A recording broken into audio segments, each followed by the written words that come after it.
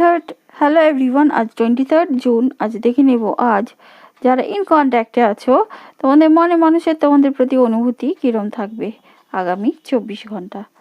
First card পেয়েছি death.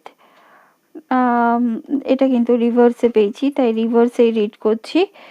ইনঅ্যাবিলিটি to move forward, মানে তারা যেন সামনের দিকে এগোতেই পারছে না, এরকম একটা